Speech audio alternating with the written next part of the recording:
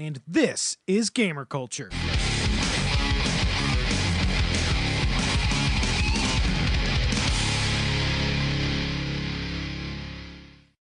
Ladies and gentlemen, and all you gamers in between, welcome to a GK interview. Today with us are two very special guests, Sean and Jesse Gordon of Save State Games. We recently got a chance to try out an alpha build of their upcoming game, Liquid Metal, and could not wait to have them on to talk about it. With me today is Wildcard. Hello. And I'm Kuma, so without further ado, let's get this show started. Sean, Jesse, welcome to the show. Thanks for having us. Yeah, So really quick, for anyone who might not know who you guys are, who are you? What role do you have in Liquid Metal? All right, well, I'm Sean Gordon. I am the creator of Liquid Metal. It's kind of an idea I came up with in 2012, roughly. I'll try to give you a condensed version. I had like a massive anxiety attack that hit me, and I thought it was a heart attack, like no joke. I wasn't familiar with this stuff. So anyway, it like killed me. And I went to the ER, and I thought I was having a heart attack because I didn't know better, right?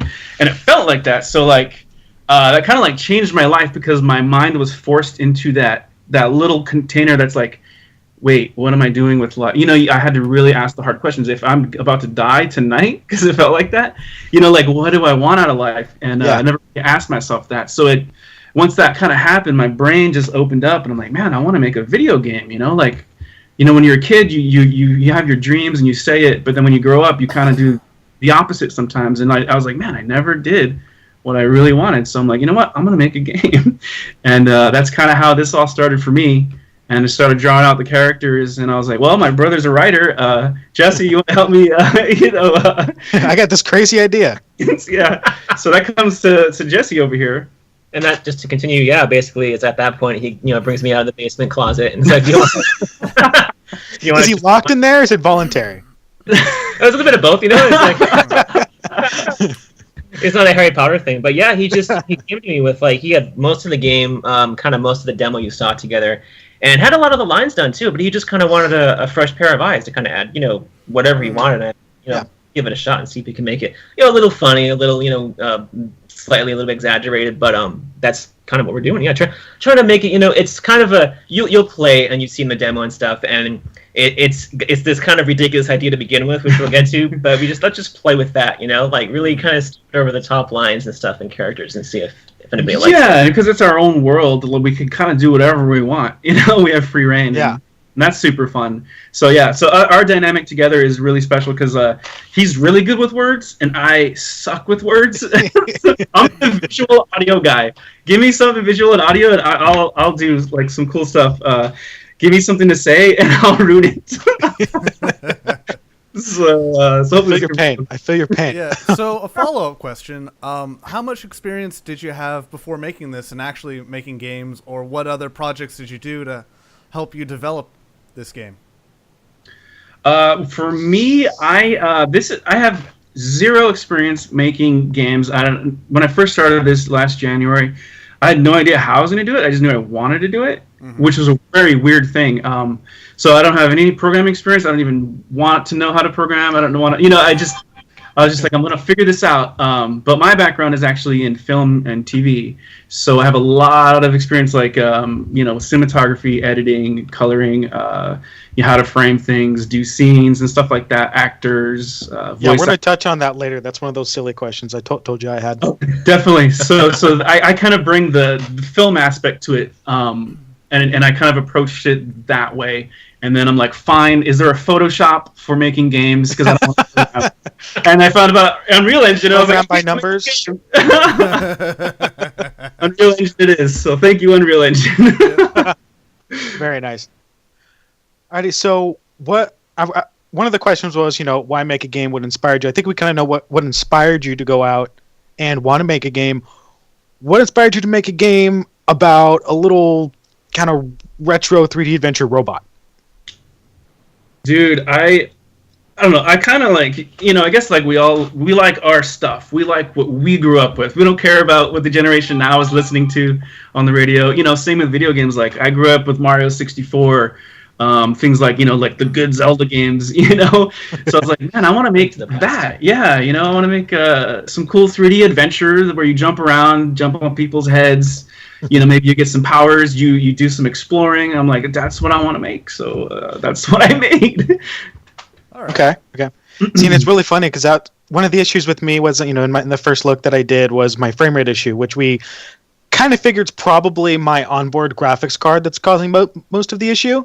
Because Card was playing it, and he's like, "Oh yeah, dude!" Like, so I'm sitting there punching the humans. I'm like, "Wait! You can punch them?" Yeah. I'm like, I was just trying to jump on their heads, and really, it was really only every third jump that I would kill them. Other than that, it was just like running my face into theirs. I initially tried to jump on their heads, and I couldn't get that right. And then I pulled the trigger on the controller. It's like, oh, you can punch. I wonder what that does.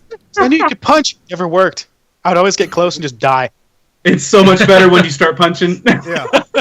Okay, see, that makes me feel so much better. I'm like, I'm glad it's me. No, it's also me too. He had me test it out early on, and first of all, I'm terrible at 3D games. So he's like, good, I want someone who's terrible to see how it plays. And so I'm doing everything that you're not supposed to do in the game, like not going in the right direction, not hitting the humans properly. Can I swim? Whoops. That's the first thing I think I did was jump into the flaming whatever. That's awesome. Okay, so one of the really big things for today, besides my birthday, is that your guys' Kickstarter reboot started today. Oh, right. This is your second go at raising funds via crowdfunding. So what lessons did you learn from last time, and how are you going to use those going forward? Okay, so two big lessons I learned was, one, I didn't know the gaming world, like how they back things, because I've never really done that myself. I kind of just, when I find out about a game, I go and buy it. So I'm not really familiar with crowdfunding a video game. So I thought all you needed was a concept, put up some photos or some, some mock-ups of like what you have in mind, and that's what we had back then. Put it up there. It turns out, gamers want more. They want to see gameplay. They want to see like a lot more than just that. So that was the biggest one. So how did I change that? I waited a year, almost a year, to launch this second one. We now have an actual playable demo. There's gameplay. You can kind of see where it's going. There's still work to be done. But that is a big lesson that I learned. And then the second have a demo. Yeah, because it's a weird thing. You're like, okay, I want to crowdfund this, but you need to it's a weird catch-22, you need to make a video game essentially to fund the video game that you're trying to make, Yeah. So it's really weird. But yeah, the second bit that I definitely learned was that you can't approach it the way I did, because I come from the film world. That's all you need is the idea and the talent on board, right? Mm-hmm. And then you bring it to people like, let's make this. People will back you and stuff, With video games, they're like, we don't care who we have on board. Because we had Tom Kane at that time. Yeah. The guy who does the voice for Yoda, for people that I don't know who are listening. He does Professor Utonium for Powerpuff Girls. Huge name in voice acting. So we had him on board, and still people were like, we want to see gameplay.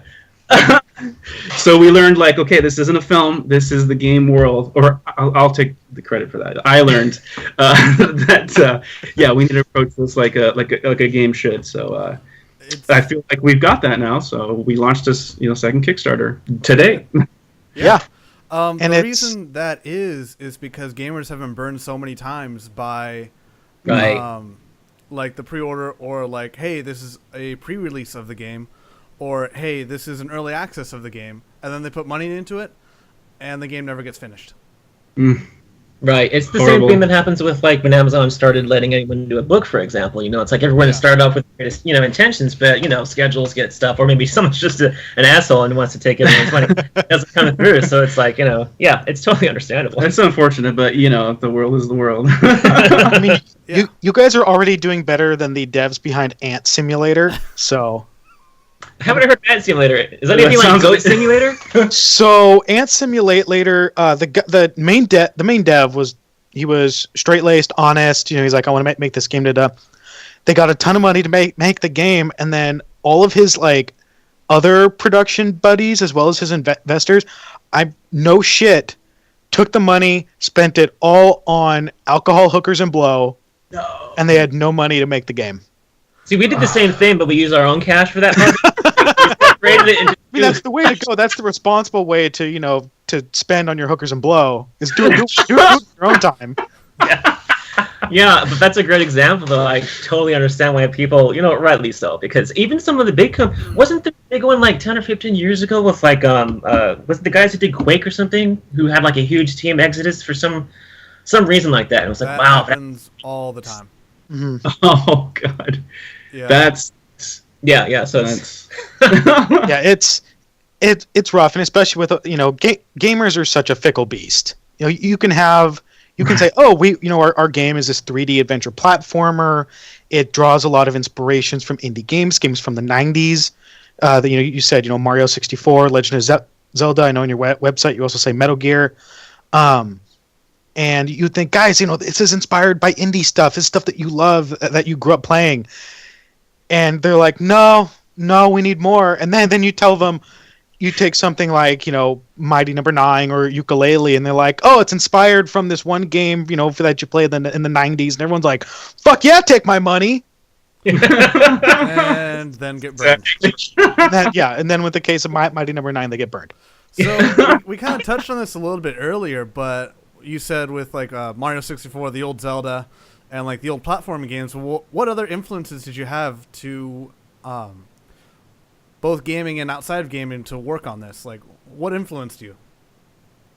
Well, I guess the big one I should say right out the gate was right around that time that anxiety attack happened. Was I had to stay home and just watch Netflix all day because I became like borderline agoraphobic. It was really weird, man. Which means you don't want to go out in public. You just want to stay home. For people that don't know, and so like I was just at home watching Netflix, and I saw Indie Game the movie. Oh, right during this time. Nice. That's kind of what kicked me in the brain and said, this is what I want to try and do. So that was the biggest influence. And then like I know I throw out Metal Gear, and you don't really see any Metal Gear elements in the game, but the way that Metal Gear has like this cinematic thing that's going on all the time, I love that. But I've tried to keep it small because I know Metal Gear can get kind of heavy-handed with that. Oh, yeah. So I'm keeping it bite-sized because I understand the bad side to that. I mean, it's cool. You start off right in the game playing a robot. It's kind of like having a mech in the game, right? Yeah. We have metal in the title. Yeah. if future. Like I say in the first look, the metal on point. So Awesome. Jesse, what about you for the writing? Like, what kind of inspirations have you drawn from for helping with the writing in the game? Kind of, to be honest, kind of like Futurama. Kind of like, I love the, it sounds funny, but the design of the robots that Sean came up with kind of reminded me of like a favorite cartoon in the world is Futurama. And I thought, okay, I like the feel of this kind of, it's a little bit exaggerated kind of thing. The robots are kind of, they're human-like, but they're not human, so they would do things that we do, but a little bit differently. Like what's the currency, like what do they eat? It's not, it's not a burger. It's, it's bolts and like nuts and stuff like that. But yeah, I mean, if anything, it was probably a little bit of Futurama. Futurama makes a lot of sense now looking at the character design of Sky. Awesome. First time I saw Sky, I'm like, that robot has very large breasts. I think so. It was just that, right? You can't. I think she had 3 breasts. One was in the back, circularly, so that way she can move arms and stuff. They're all very functional robots. I designed them that if you built it, you could function everything. Right, especially Sky. Right? Sky, I imagine, be a little top. I mean, she's basically just like 2 metal circles with like exhaust tubes going over it. I'm like, all right, I'm down. Is it because she's full of hot air? What are you trying to say? Is there? Oh no, she's fun. She's fun. No, but like the Futurama reference, you never actually told that to me till right now. So that's actually another thing that kind of a decision. So Bender confirmed, right? Like. No, yeah, we couldn't really. Obviously, like it's funny though. I want to hear Tom Kane say "bite my shiny metal ass" is what I'm saying. Could we do that if we just change a couple letters in his name? Like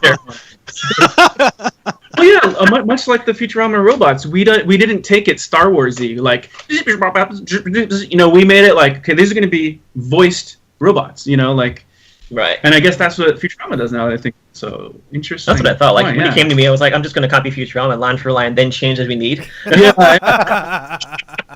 And it's just enough so that it's not copying. 25%, whatever that rule is. So what has been the greatest challenge in developing the game besides having to, learn how to code or learn how to use Unreal 4? The biggest challenge is really, for me, just balancing, social media with working. Mm-hmm. But if it's, before, we got everybody on board, it was kind of just me doing everything, and that doesn't work. No. Yeah. Definitely does not work. Finally we kind of got the team together. Because now I have something to show, and everyone's like, "Oh, well, yeah, I want to be a part of that." So it's like, yes, cool. We have You're a team. not just full of crap, all right? Because I'm bad at social media. I'll have a social media blackout if I'm working on something because I'm working on something. Yeah. So now we kind of got people to kind of balance that. So that was the biggest one for me. I totally envy the younger generation who grew up with just social media, because to them it's like nothing. Like our friends who have kids who are like teenagers now, they're like, just everything is immediately happening. And I'm like, dude, if I had that ability, I could like save the world. And I'm working. Right. But it's fun, man. Like you'd think learning Unreal, having zero experience, zero schooling, you'd be like uphill battle. It is an uphill battle, but it's so fun. Like when something goes wrong, like I enjoy problem solving. It's really weird. Mm-hmm. So I enjoy it a lot. Surprisingly, I thought I was gonna pull my hair out, but it's super fun, man. I really dig it.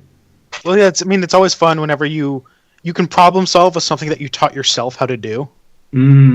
Extra gratifying. And when you do solve it, it's like that whole night of like, oh, this isn't working. It's like the greatest feeling in the world. Yes. Like, you can't really describe it unless you've programmed before or anything. Anybody who's done that knows the whole, cycle. Well, everyone knows the memes. Oh, this thing isn't working. Why?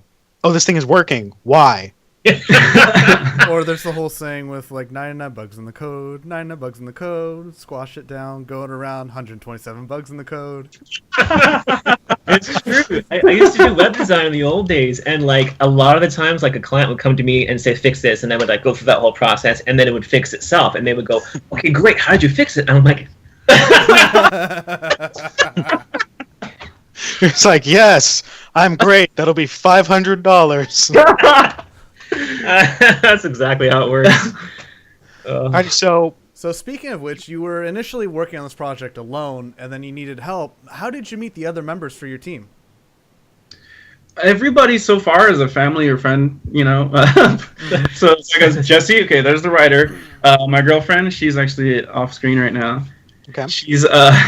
She's helped immensely with the social media and just kind of like checking my grammar and stuff because I'm like I said, not she's even spell check really. So she's been an immense help, helping me build signs and stuff for packs, and so then I have other friends, like one of them's Andy Tran and his brother Denny Tran. They're twins, but they're like Bimmy and Jimmy. What? Bimmy and Jimmy. There's a reference from Double Dragon. They're like these huge buff dudes that like you never want to mess with. Like one's got like long, like crazy hair. Like he looks like metal as all hell.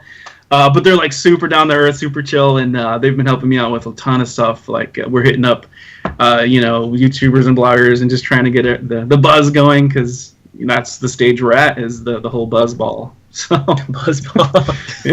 I mean it really helps having other people who even if they don't necessarily have those skills preset, having someone else to do that for you, to learn that and handle that for you is great.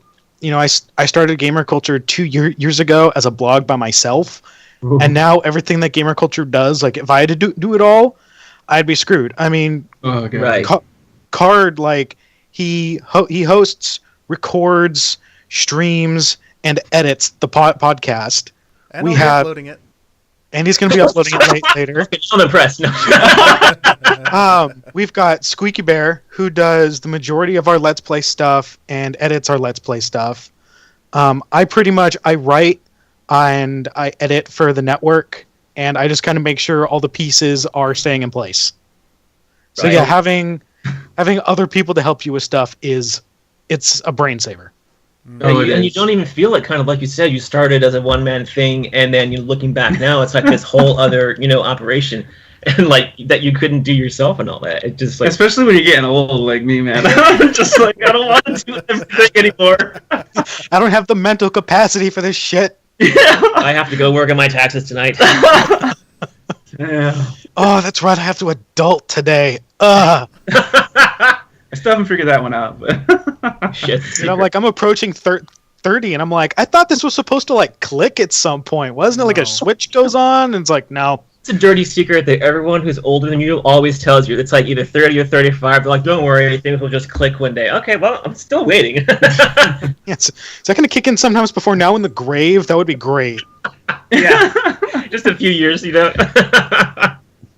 So, what about the game do you hope gamers are going to be getting excited about the most? What do you hope is going to be that big draw that pulls them in? That they're going to see this in a video or some gameplay, and you're like, that is what makes me want to play this.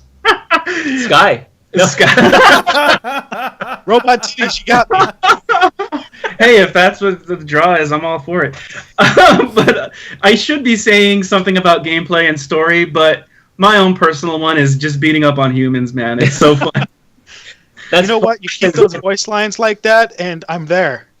It's just like, because, the whole Bill and Ted thing is just so hilarious to me, even though I'm 30-something, and it's like, whenever I hear a guy go, dude, like, I just lose it. I love that. And I'm right there. I hear them say, I don't want to hurt you, little bro. And I'm like, right there. Stop it right there. Well, too bad. I want to hurt you. Well, I think part of the physics for the humans, when he was first doing them, it was kind of very exaggerated because he hadn't worked out, the physics yet. But as we were going along and more people were kind of beating up on the humans, we're thinking, can we leave some of this ridiculousness in there? You don't have to, but this is kind of fun.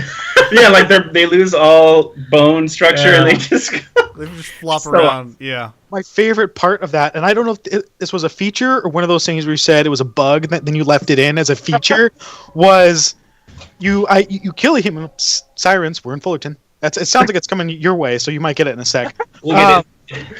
But killing a human, they fall on the floor, and I'm like, okay, you go to move over them, and you don't clip through them. They're an object there. I think I fell off the platforms at least 5 times from just like getting stuck on a dead body. And I'm like, I should be angry. I'm laughing too hard. Oh, I purposely ran over humans like 2 or 3 times just to the. That's my favorite part, just running into them after they're dead. Yeah, I think there's still a little bit of a kind of like, if you run into a couple of bodies, like sometimes your camera will spin out of control. I know that's one thing I think Sean wants to fix, but we're saying at the same time, can we kind of keep the bodies there and you tripping over them, just maybe tame it a little bit, because that's kind of what we're hoping will, convince people like this is a fun game, that and Sky. Right? Yeah, it sends you to hell sometimes when you're trying to have fun with the body. It'll throw you into the water. I don't think it should do that. I mean, maybe it'll affect you slightly. Extreme. But yeah, not like, okay, you're dead now. Like, I gotta fix that for sure. That'll be another mode. It's liquid metal zombie mode, where the bodies just get back up and throw you off the side, right? I'm still working on him. I want him to leave all the bodies in place, so if you killed enough of them, there's just a pile you have to deal with. I don't know if that's doable. And this is there's only one type of human right now, because we're still very early. Like, we still have to put females in there, and like, there's no biodiversity. You have the melee and you have the shooters. What's that?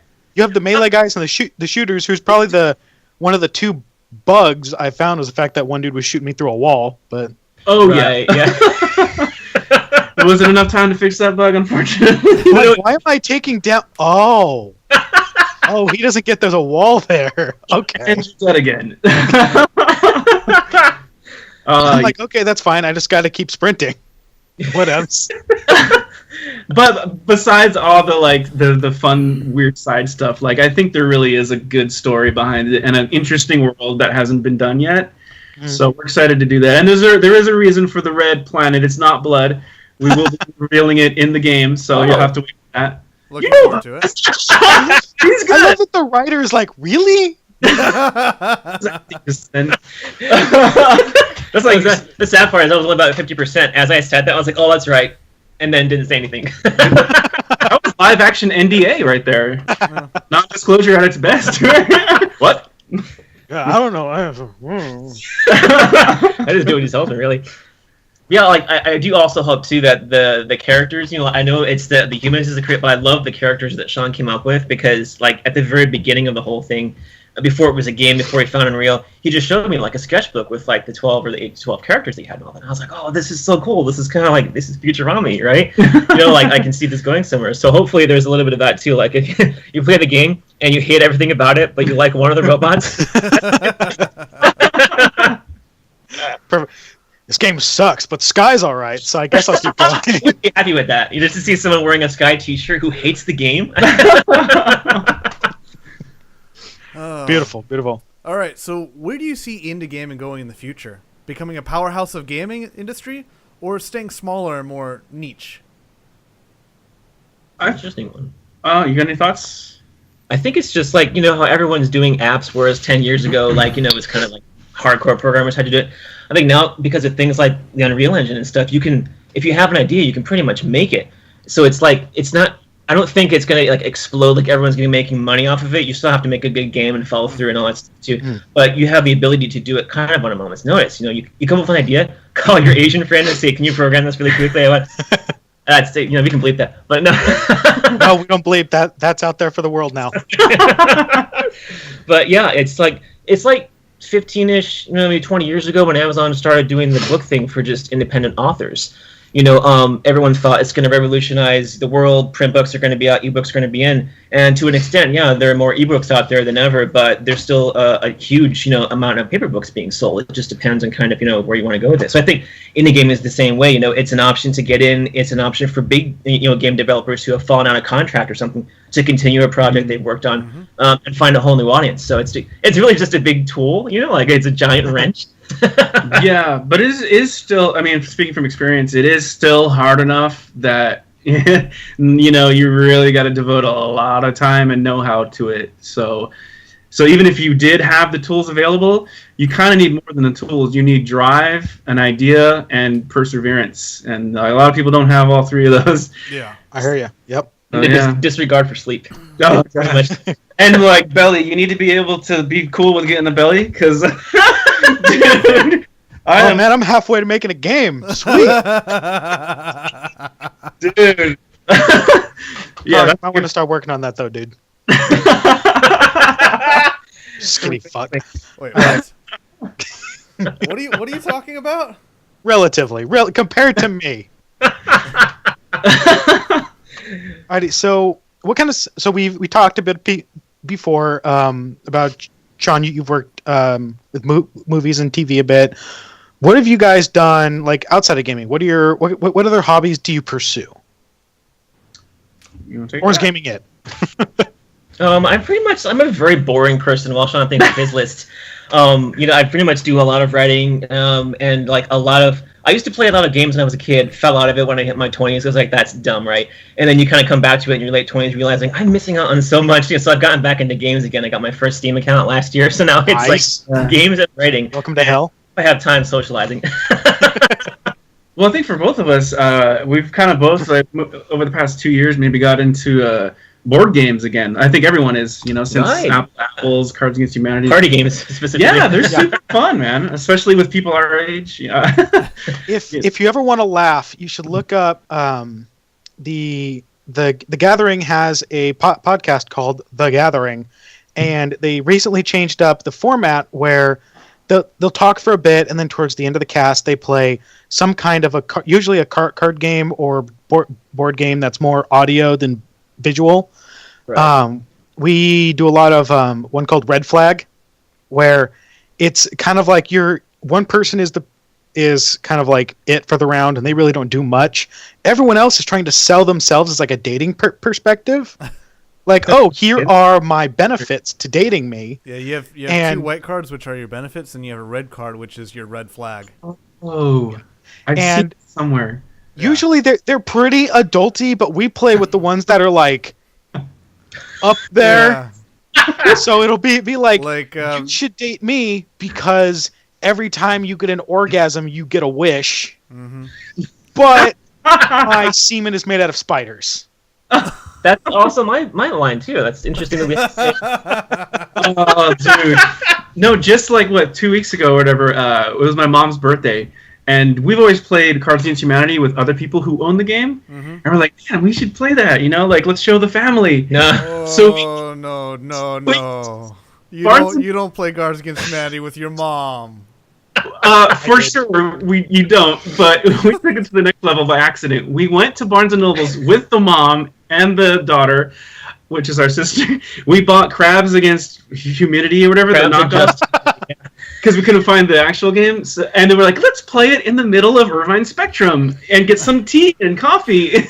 And we're there like 20 ounces of cum. Oh, God, Mom. Oh. Her mom is super cool, so she'll play along with it, but like it's so disturbing. You know? And making it even worse was that it was during the Christmas break, so everybody was there with their kids, and we're just like hunched over. Like, we feel like such a dirty people right now. Yeah, we had to stop after like 2 rounds. We're like, let's go home. Yeah, I played it with my dad, and my dad was cool. He was like, he was like, oh yeah, obsessively guzzling cum. I'll play that card. Yes. But I had to explain to my mother what pixelated bukkake was, and she stopped playing after that. We just got the first reaction from her out of the whole thing. She's been quiet, and watching that phrase, pixelated bukkake, got her. Awesome. I broke her. All right. Yeah, So, what are some of your favorite games? Are you playing anything right now? I'm totally doing. I don't know if you guys have heard the Trine series on Steam. I'm trying. Like, I've played through the original playthrough too, but what are your thoughts of it? At first, I was like, I'm not a good Smash Brothers player. I don't like it. So when I first played it last year, I was kind of like, I don't really. And I played it again because my brother was like, dude, you're gonna like it, and it just like kind of opened up. I at first wasn't really kind of cool about the idea of like the warrior and the archer and the magician, whatever. You can only be one at a time. It's like, no, when you start switching between the characters as necessary, like mind expanded. Plus the graphics are amazing. I just want to go there. It is beautiful. But yeah, I remember the one time I played that game, I was drunk out of my mind. Wow, I bought one of those like $50 bottles of Jack Daniels and did about a third of it myself. So what happened earlier this day? I don't remember. What drove you to that? Well, it was New Year's. Okay. You're good. For some it was New Year's. For me, it was a Tuesday. Oh, service industry. But it's a beautiful game, though. It's like one of those examples, and plus it also runs on my kind of crafted computer, which was a good plus. Oh right. Yeah. I like doing the adventure games. Like we just did, me and my girlfriend Jocelyn. We finished. We finished Uncharted 1. We're on part 2.